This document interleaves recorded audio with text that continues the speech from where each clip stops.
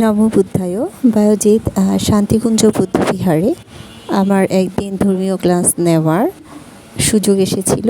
তো আমি বিহারে আগত সকল ছাত্রছাত্রীদের বৌদ্ধ ধর্মীয় ক্লাস নিয়েছিলাম। সেই ক্লাসের মূল আলোচনার বিষয় ছিল জাতি বা বুদ্ধ ধর্মে 4 ধরনের জাতি আছে: পারিভোগ জাতি, উদ্দেশ্য জাতি এবং আরও 2 ধরনের জাতির কথা উল্লেখ আছে। সে সম্পর্কে ছাত্রছাত্রীদের আলোচনা করছিলাম, লেকচার দিয়েছিলাম।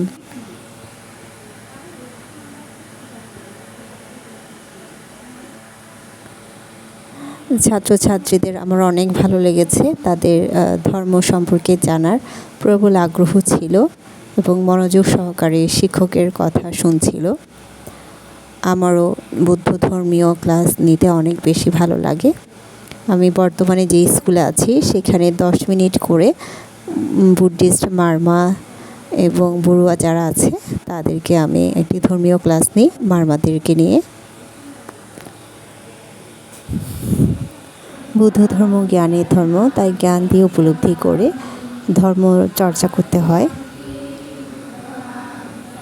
ক্লাস করানোর পরে সবার সাথে সমবেত বন্দনা প্রার্থনা করে পুণ্যদান করেছি। জগতের সকল প্রাণী সুখী হোক।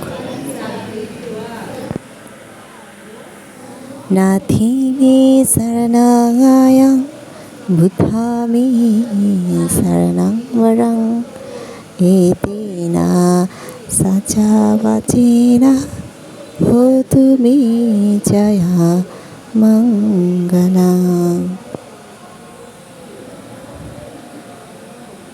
অবশেষে সমবেত পুণ্যদানের মাধ্যমে সবাইকে পুণ্যদান করেছে।